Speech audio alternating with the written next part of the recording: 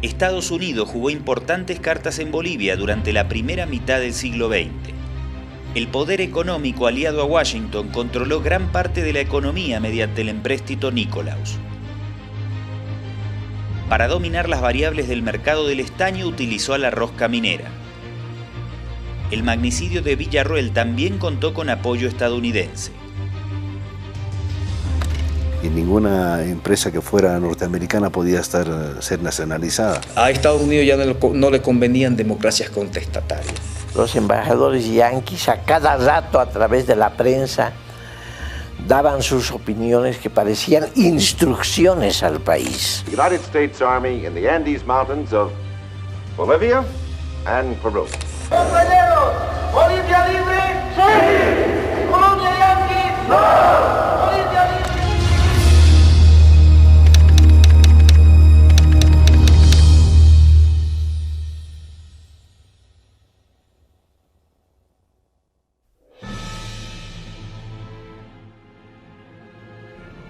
Finalizada la Segunda Guerra Mundial, surgieron movimientos nacionalistas que en distintas partes del mundo definieron una postura crítica a la de las dos grandes potencias, Estados Unidos y la Unión Soviética. Era el inicio de la Guerra Fría, y Estados Unidos estaba dispuesto a frenar por cualquier medio la consolidación de gobiernos que no fueran serviles a sus intereses geopolíticos bajo la excusa de evitar el avance del comunismo.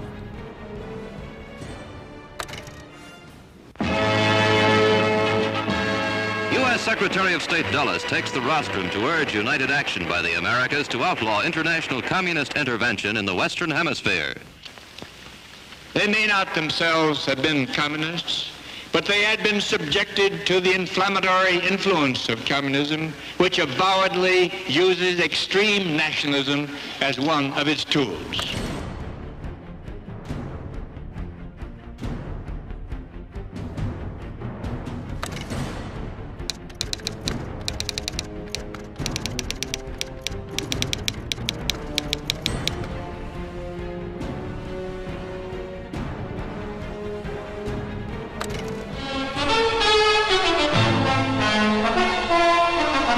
Further pictures from Tehran show rioters in action as anti-royalist partisans, supporters of the aged Dr. Mossadegh, set about their work of destruction. Victory was short-lived, for by a dramatic turn in events, the royalists staged a coup d'etat under General Zahedi. The people showed their preference in no uncertain manner, and after 9 hours of bloodshed, the forces of the Shah were in command, and Mossadegh's reign as virtual dictator of Iran had ended. Yo he dicho infinitas veces que estábamos en contra de toda política internacional imperialista. Eso es lo que quiere el pueblo argentino para todos los pueblos de la tierra. ¿Sí o no?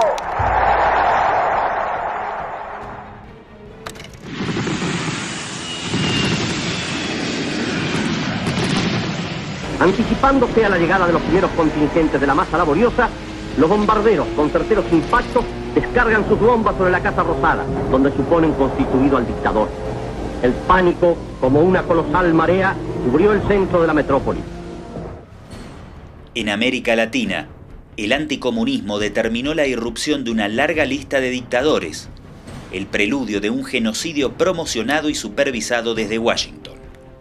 El nacionalista guatemalteco Jacobo Arbenz fue una de sus víctimas más notorias.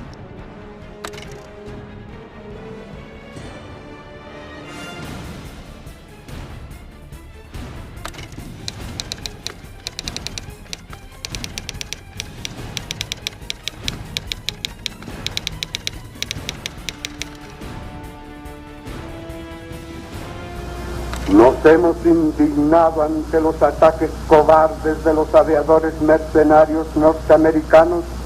Han tomado de pretexto al comunismo. La verdad es muy otra. La verdad hay que buscarla en los intereses financieros de la compañía frutera y en los de los otros monopolios norteamericanos que han invertido grandes capitales en América Latina, temiendo que el ejemplo de Guatemala se propague a los hermanos países latinoamericanos. El tiempo se encargará de demostrar que lo que ahora digo es verdad.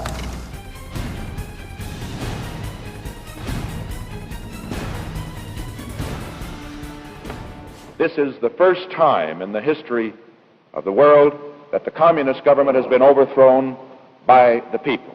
And for that we congratulate you and the people of Guatemala for the support they have given. El rompimiento democrático organizado por la CIA en Guatemala derivó en una larga guerra civil que duró 42 años y dejó una secuela de 200.000 desaparecidos.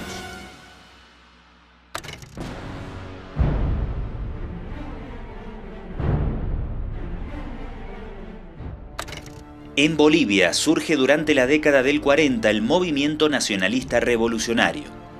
Calificado como nacio-comunista según la conveniencia, los poderes dominantes de la época, la oligarquía servil a los grandes capitalistas mineros y la embajada de Estados Unidos, hicieron lo imposible por evitar la llegada al poder de los nacionalistas. El 6 de mayo de 1951 se celebraron elecciones presidenciales en las que resultó victorioso el líder del MNR, Víctor Paz Estenssoro, aún bajo las reglas de la época, en la que únicamente votaban los hombres alfabetizados. La mayoría de la sociedad clamaba por un cambio. El presidente en ejercicio, Mamerto Urriola Goitia, contó con el aval de la rosca minera y la embajada de Estados Unidos para desconocer ese triunfo electoral con un argumento demonizador: calificar al MNR como una organización terrorista. Pueden perturbar la paz de la nación y convulsionar lo que con sus desmanes subversivos es porque, sin moral patriótica ni concepto de la ley, emplean como armas de lucha política la demagogia sectaria, el terrorismo armado, la violencia y el crimen. La oligarquía boliviana preferida por Washington ya tenía experiencia en frenar los ímpetus de cambio presentes en el seno del pueblo. 6 años antes, en la misma defensa de los valores democráticos, habían promovido y aplaudido fervientemente el linchamiento y colgamiento del presidente Gualberto Villarroel. El desconocimiento del triunfo electoral de Paz no haría otra cosa que acelerar la insurrección que culminó con la Revolución Popular del 9 de abril de 1952. Bolivia se decidió a dejar atrás una etapa en la que las mayorías campesino originarias eran sometidas a los peores atropellos por una pequeña minoría blanca. Las condiciones sociales eran paupérrimas. 8 de cada 10 ciudadanos no sabían leer ni escribir y por lo tanto no tenían derecho al voto. Vivían en estado de semi-esclavitud y ni siquiera podían circular por las plazas principales. La oligarquía responsable de la imposición de esas condiciones sociales tampoco supo lograr los triunfos simbólicos necesarios para mantener su hegemonía. Habían perdido el mar con Chile, el Acre con Brasil y el Chaco con Paraguay. En menos de 48 horas, las masas indignadas por más de 100 años de atropellos derrotaron al ejército regular. Así la heroica revolución boliviana tuvo que sufrir el hondo drama de los días 9, 10 y 11 de abril de 1952. 70 horas de furioso combate en que aullaron las ametralladoras y rugieron los cañones, dieron la ansiada libertad a los bolivianos.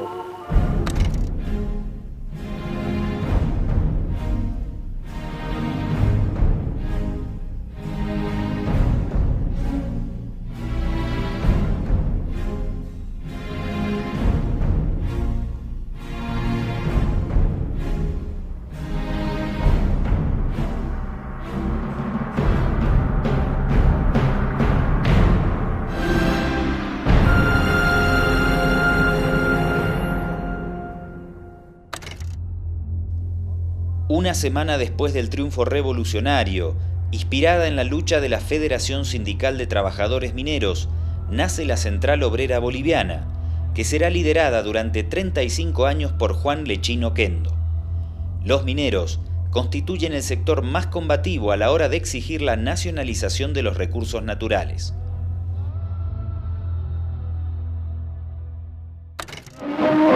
Conscientes de su alto valor dentro de las clases trabajadoras, los mineros constituyen una doble fuerza dentro de la revolución.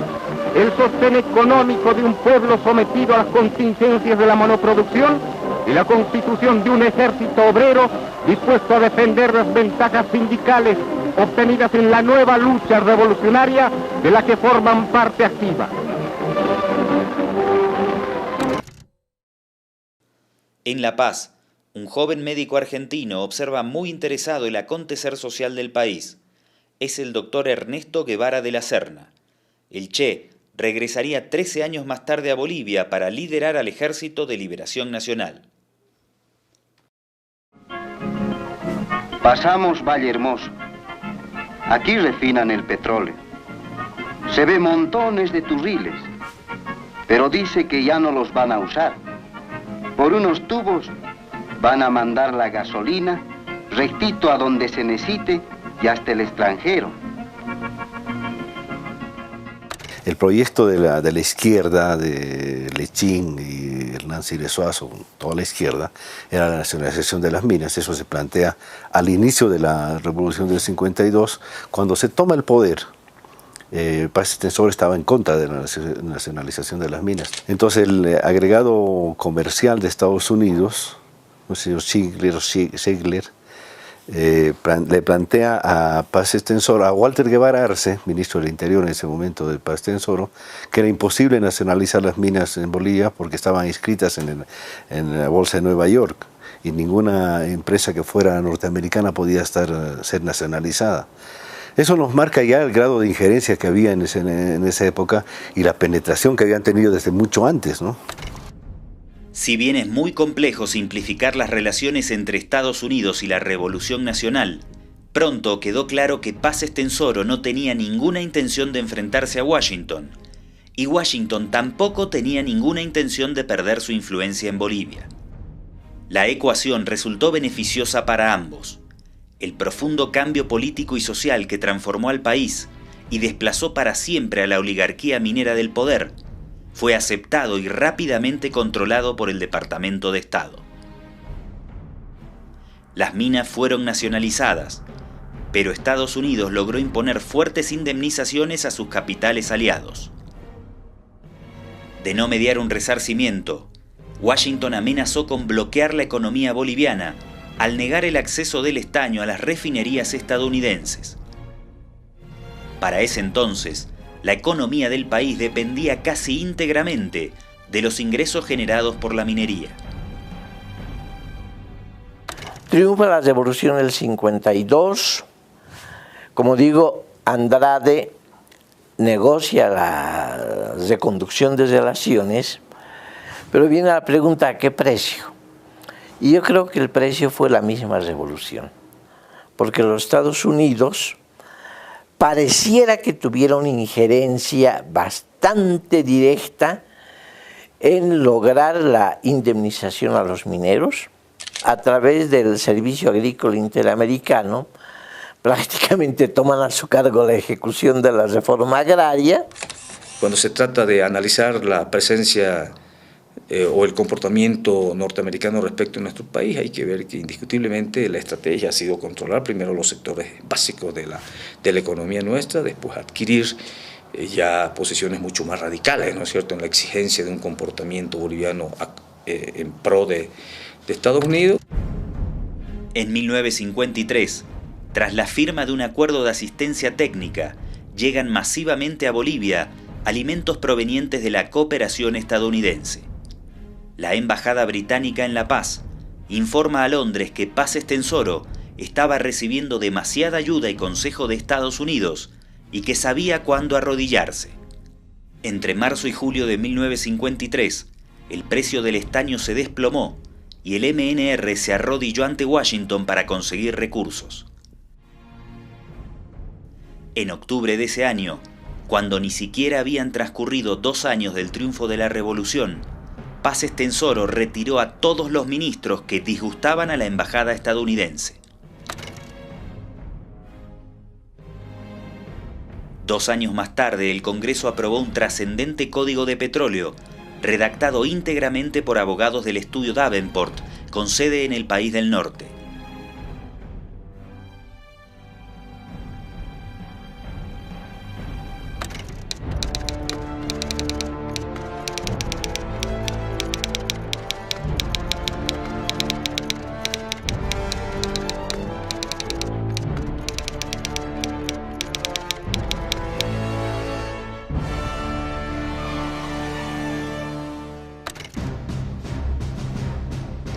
Este código petrolero fue aprobado por el Congreso sin debate público ni modificaciones. Los recursos energéticos volvieron a ser explotados por empresas estadounidenses, principalmente la Gulf. En 1960, Paz Estenssoro declararía que los hombres de la Gulf conformaban la mitad de su gobierno.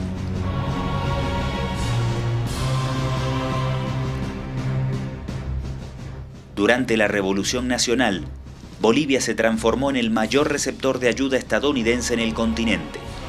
A inicios de 1957, durante el mandato de Hernán Siles Suazo, se aprobó un plan de ajuste estatal diseñado por el Fondo Monetario Internacional. Los fundamentos de la revolución quedaron archivados para siempre.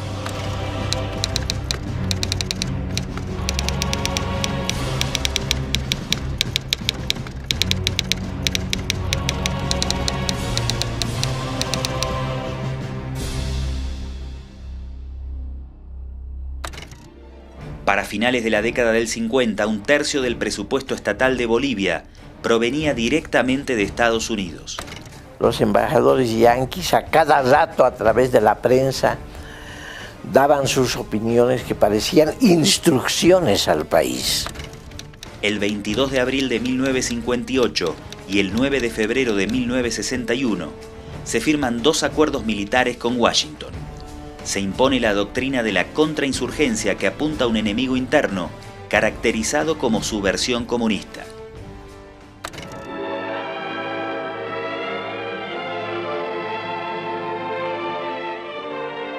The United States Army activities are of a global nature. Even in remote sections of the earth, soldiers are busy with a number of projects. From the training of local special forces and the skills of counterinsurgency, both pursuits are the subject of today's program, which deals with the United States Army in the Andes Mountains of Bolivia and Peru. Our friends in the Southern Hemisphere are receiving important benefits of technical know-how from the military assistance program of their northern neighbors, the United States. El ejército se pertrecha con armamento estadounidense que un par de años después servirá para asegurar el golpe de Estado contra Paz Estenssoro. Para 1960, la injerencia estadounidense en el gobierno es tan obscena que la sucesión presidencial del país no la deciden los bolivianos, sino los funcionarios de la embajada estadounidense. Juan Lechín, candidato designado para continuar la revolución por el MNR, es vetado por Washington, que no acepta un gobierno dirigido por sectores pertenecientes a la Central Obrera. Paz Estenssoro vuelve a ocupar el sillón presidencial. En 1961, Estados Unidos logra imponer la ilegalización del masticado de coca en la ONU, y un año más tarde, durante su segundo mandato, Paz Estenssoro emite uno de los decretos más humillantes en la historia de la República, mediante el cual se compromete a eliminar la ancestral cultura de la Cuyicu en un lapso de 25 años.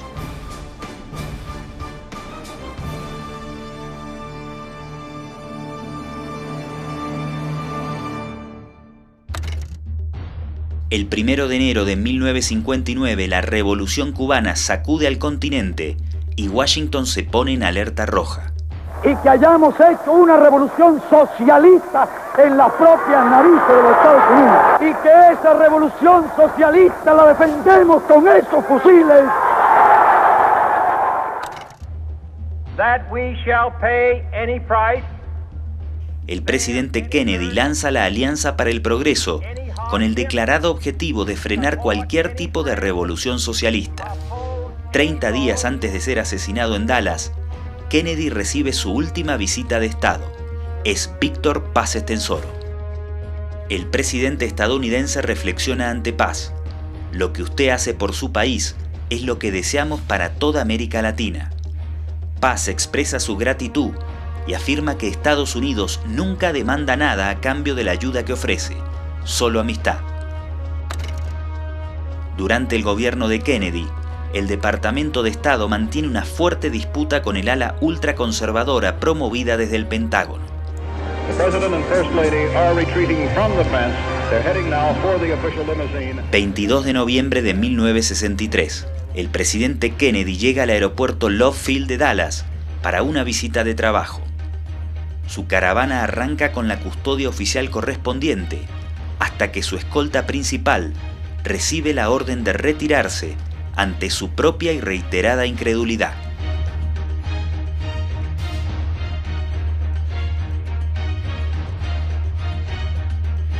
Los francotiradores no tienen obstáculos. El presidente es un blanco fácil sin su primera línea de protección. JFK no lo percibe. Now turning on to Houston Street, heading for the corner of Elm Street, and the crowds are just beginning.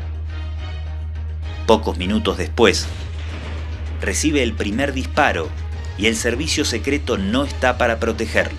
Solo su esposa Jackie intenta asistirlo.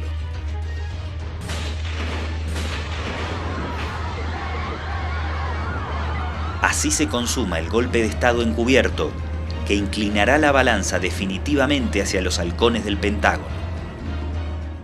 President Kennedy has been assassinated. It's official now. The president is dead.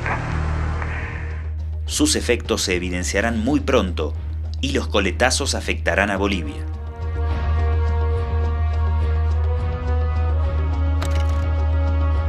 $50 años después, el remoto pueblo de Sajama en los Andes bolivianos todavía evidencia los vestigios de la propuesta de Kennedy para América Latina.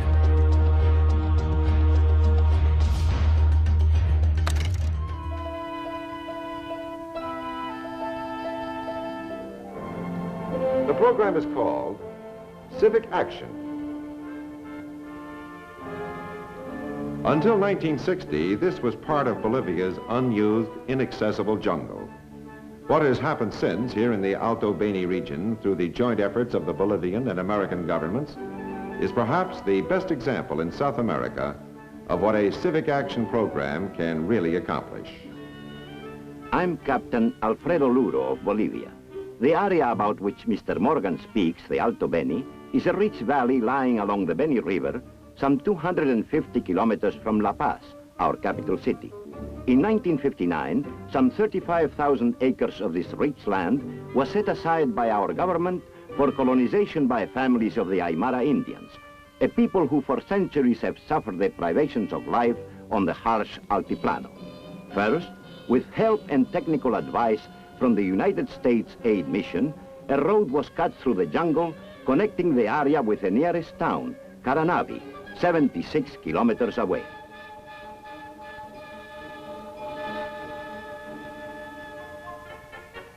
Meanwhile, families were being carefully screened for their suitability to develop the colony.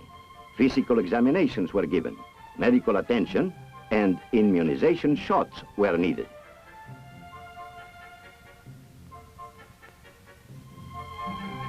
Yet, they did come, thousands of them. Coming from the cold Altiplano, their clothing is unsuited to the tropical climate of the Alto Beni, and in most cases, they are too poor to buy even the simplest clothing.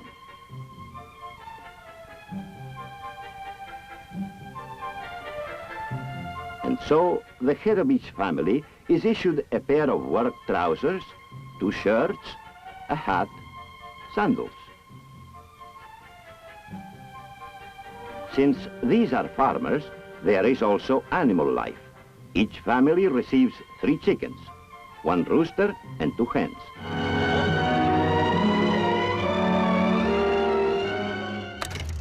El asesinato de JFK torna mucho más violenta la lucha anticomunista. En el sudeste asiático se multiplica el despliegue militar y nace la guerra de Vietnam. En América Latina, la primera víctima es João Goulart en Brasil, quien es derrocado 4 meses después del magnicidio contra Kennedy. sus políticas nacionalistas son inaceptables.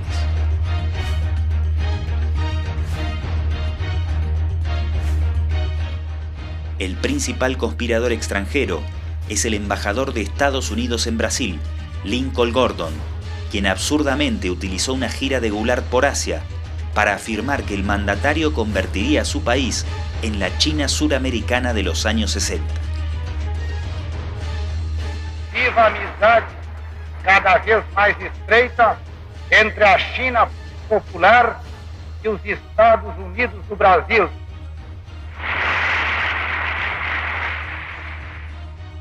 El apoyo de Washington a los golpistas fue total.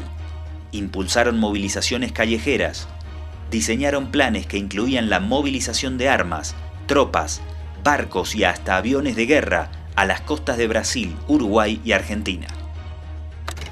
Viva a amizade dos povos asiáticos, africanos e latino-americanos.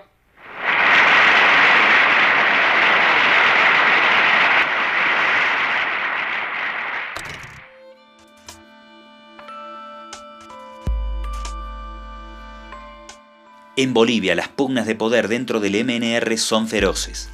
La revolución está resquebrajada internamente y el Pentágono y la CIA aprovecharán para ubicar en la silla presidencial a un general muy carismático y totalmente funcional a sus intereses, René Barrientos Ortuño, quien había sido entrenado como piloto por la Fuerza Aérea Estadounidense.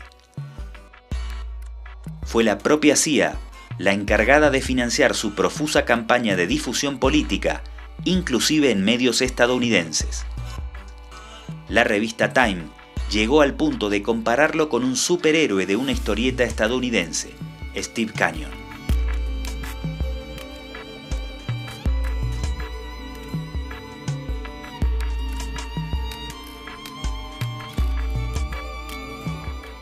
El golpe del 4 de noviembre de 1964 abre la puerta a un periodo dictatorial escasamente ininterrumpido de 18 años. Barrientos fue el primero de una larga lista de dictadores demasiado cercanos a la CIA.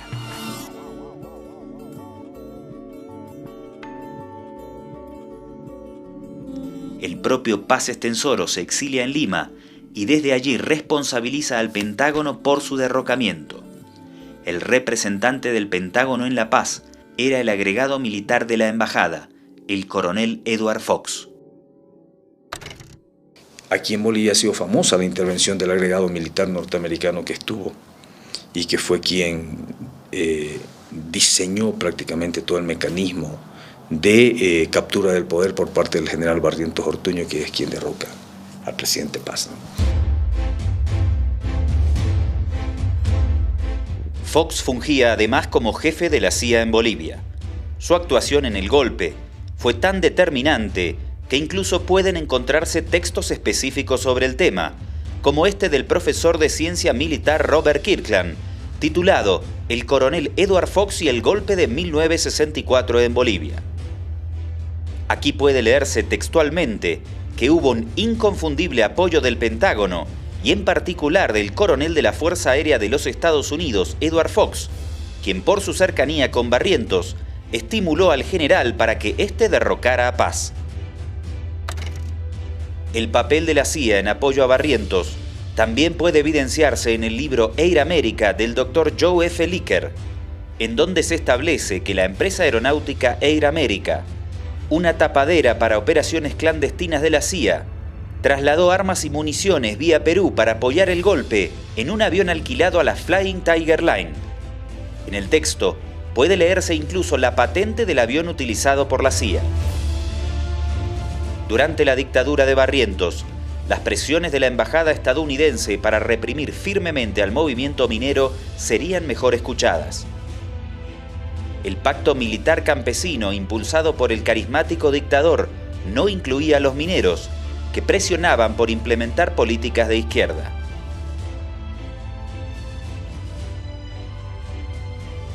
Barrientos declaró como zona militar a los campamentos de la Comibol, bajo jurisdicción del Código Penal Militar.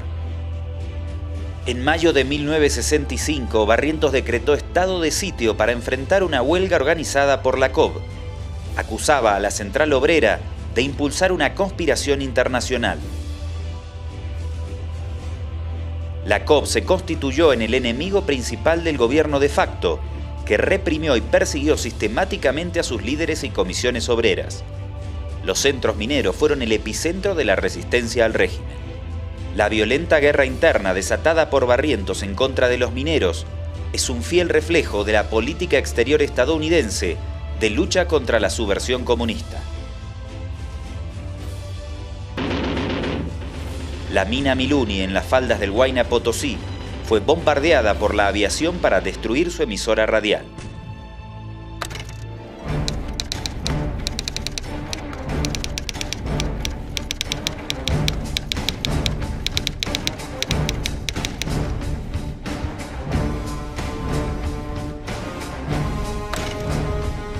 Para esas fechas, entra fuertemente en escena un joven diputado de izquierda, Marcelo Quiroga Santa Cruz, quien denuncia la represión contra los mineros y la obscena injerencia de la CIA en los asuntos internos del país. Quiroga Santa Cruz es expulsado del Parlamento y confinado al interior del país. La represión llega a su punto más extremo tras la declaración de los mineros de Huanuni, que el 6 de junio de 1967 expresaron su apoyo explícito a la guerrilla del Che Guevara. 3. Ayuda económica a los compañeros guerrilleros que están derramando la sangre en el sudeste del país. ¡Viva la lucha armada! ¡Sí! ¡Viva Che Guevara! ¡Sí! ¡Compañeros! ¿Bolivia libre? ¡Sí! ¿Y Colombia yanqui? ¡No! ¡Bolivia libre! El 14 de junio, Barrientos prohibió las transmisiones de todas las radios mineras y el 24 de ese mismo mes a las 4:40 de la madrugada, el ejército ingresó a sangre y fuego a la mina Siglo XX. Se le conoce como la Masacre de San Juan. Los intentos de la prensa dominante de la época para confundir a la población e intentar presentar los hechos como un enfrentamiento demuestran una vez más la complicidad de los medios privados con los militares golpistas.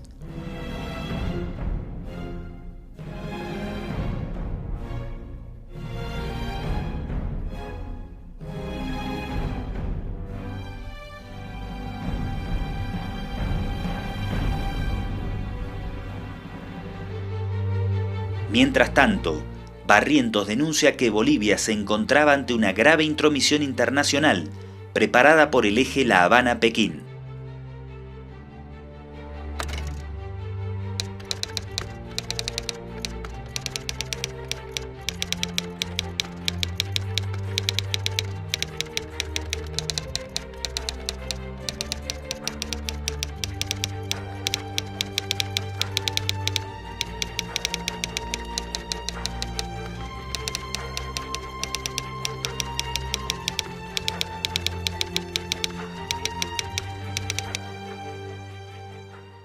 If the governments are going to be justice, I don't think we'll have any guerrillas. We have to be very in hurry, not to permit the people to be so poor.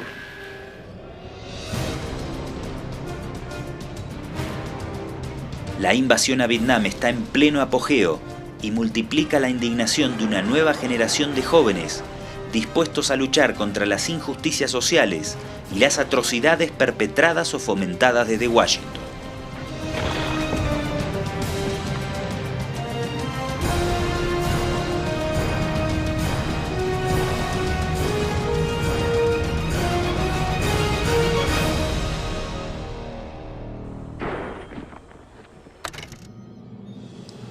En Bolivia, la Guerra Fría vivirá uno de sus capítulos más destacados con la llegada del Che Guevara.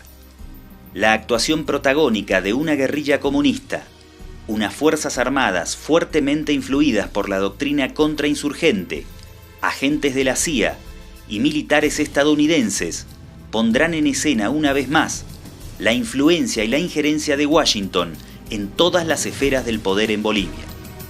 ¿Quién es el mejor compañero? ¿Cómo se llama el comandante?